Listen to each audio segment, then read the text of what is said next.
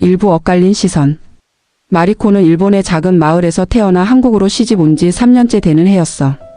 남편 준호는 다정했지만 시아버지의 이상한 시선은 그녀를 늘 불편하게 만들었어. 시아버지는 그녀가 일본인이라는 이유로 남다른 관심을 보였어.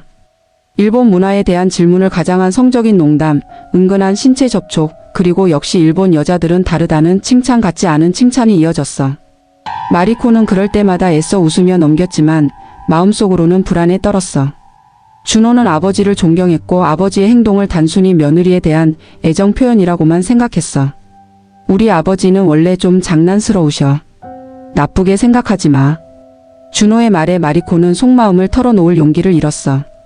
어느 날 저녁 준호가 출장으로 집을 비우게 되었어.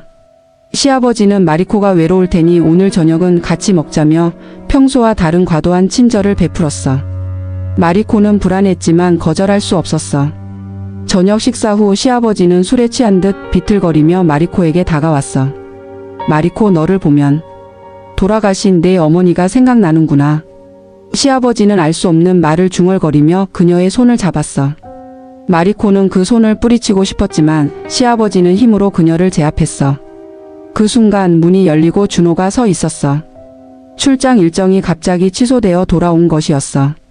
준호는 믿을 수 없다는 듯 두 사람을 번갈아 쳐다보았어. 아버지, 지금 뭐 하시는 겁니까? 그리고 당신은 왜 그렇게 겁에 질려 있는 거야? 준호의 목소리는 분노로 떨렸어.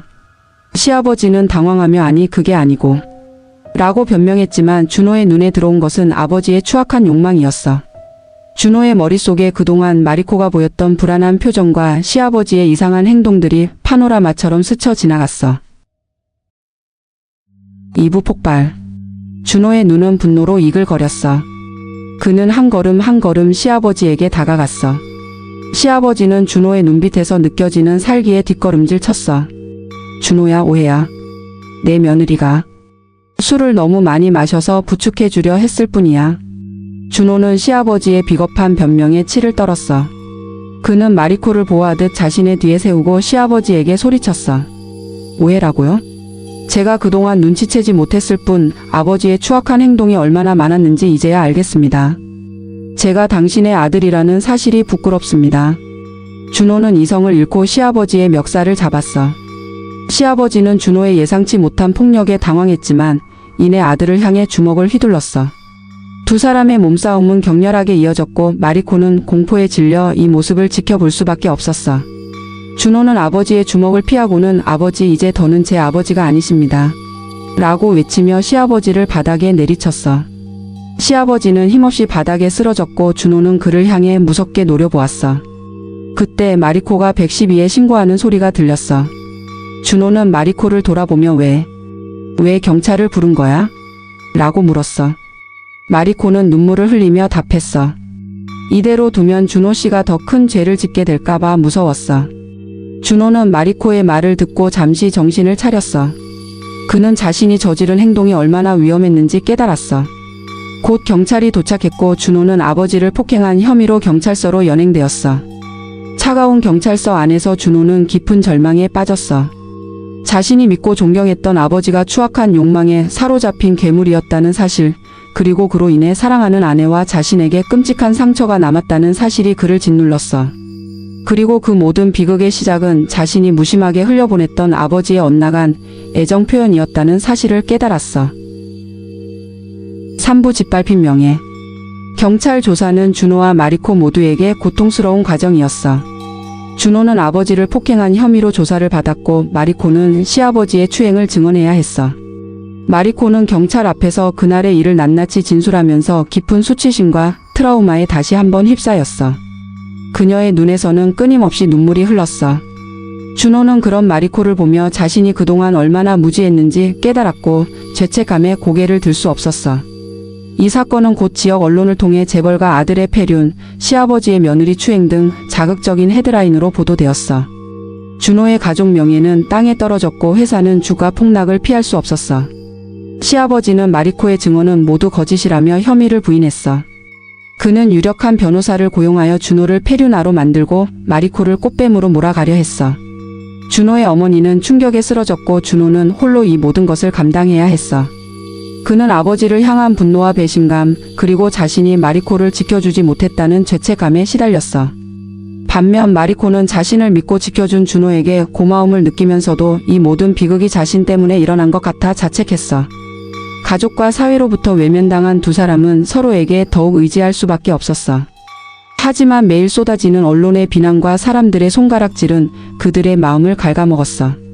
준호는 이대로 무너질 수 없다고 생각했고 진실을 밝히고 아버지의 죄를 밝혀내기로 결심했어. 그들에게 남은 것은 짓밟힌 명예와 서로에 대한 믿음뿐이었어. 사부 예상치 못한 진실. 시아버지는 유력한 변호사를 통해 마리코가 준호의 돈을 노리고 꾸며낸 거짓말이라고 주장했어. 언론은 자극적인 보도를 쏟아냈고 여론은 준호와 마리코에게 등을 돌렸어. 마리코는 매일 반복되는 경찰 조사와 비난에 지쳐갔어. 준호는 그런 마리코를 보며 자신의 무능함에 분노했어. 그는 혼자서라도 진실을 밝혀내기로 결심하고 아버지의 행적을 조사하기 시작했어. 그러던 중 준호는 집안 서재에서 아버지의 오래된 일기장을 발견했어. 일기장에는 충격적인 내용이 담겨 있었어. 아버지는 젊은 시절부터 일본인 여성들에게 비뚤어진 욕망을 품고 있었으며 마리코를 보며 옛 기억을 떠올렸다고 적혀 있었어. 또한 과거에도 비슷한 문제로 무리를 일으켰으나 돈과 권력으로 모든 것을 덮었다는 내용도 있었어. 일기장의 마지막에는 결국 이 지긋지긋한 욕망을 이겨내지 못했다는 자조적인 글이 쓰여 있었어. 준호는 일기장을 읽고 경악을 금치 못했어. 그동안 자신이 존경했던 아버지가 얼마나 추악하고 잔인한 인물이었는지 깨달았어. 아버지가 며느리인 마리코를 탐한 것이 단순한 충동이 아닌 오래된 병적 욕망의 결과였다는 사실을 알게 된 준호는 깊은 절망과 함께 복수심에 사로잡혔어. 준호는 일기장을 증거로 경찰에 제출했어. 이 일기장으로 인해 재판의 판세는 완전히 뒤집혔어. 아버지는 혐의를 벗을 수 없게 되었고 여론은 다시 준호와 마리코에게 동정적인 시선을 보냈어.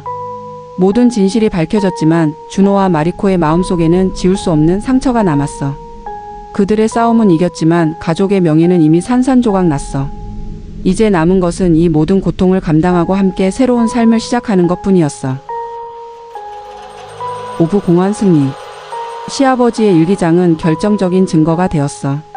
재판에서 모든 진실이 밝혀졌고 그는 결국 죄를 인정하고 실형을 선고받았어. 준호와 마리코는 법적으로는 승리했지만 그들의 마음속에는 깊은 상처와 공허함만이 남았어. 준호는 아버지라는 존재를 잃었고 마리코는 끔찍한 기억에서 벗어날 수 없었어. 사건 후 준호는 아버지가 물려준 회사 경영권을 포기하고 마리코와 함께 조용한 곳으로 떠나기로 했어. 마리코, 이제 우리에게 남은 건 서로뿐이야. 이 모든 것을 잊고 다시 시작하자. 준호의 진심 어린 말에 마리코는 눈물을 흘렸어. 괜찮아, 준호 씨. 이제야 우리는 진짜 가족이 된 것 같아. 두 사람은 모든 것을 뒤로하고 새로운 삶을 시작했어. 그들은 서로에게 의지하며 상처를 치유해 나갔어. 그러나 가끔 밤에 잠 못 이루는 마리코의 불안한 눈빛과 문득 차갑게 변하는 준호의 표정은 그들이 겪은 비극이 영원히 사라지지 않을 상처임을 말해주었어. 결국 그들의 이야기는 해피엔딩이 아니었어. 용서받지 못한 죄, 지워지지 않는 트라우마, 그리고 잃어버린 가족의 명예는 그들의 새로운 삶의 짙은 그림자를 드리웠어. 차가운 벚꽃처럼 아름답고 슬픈 잔혹 동화의 마지막 페이지가 그렇게 덮였어.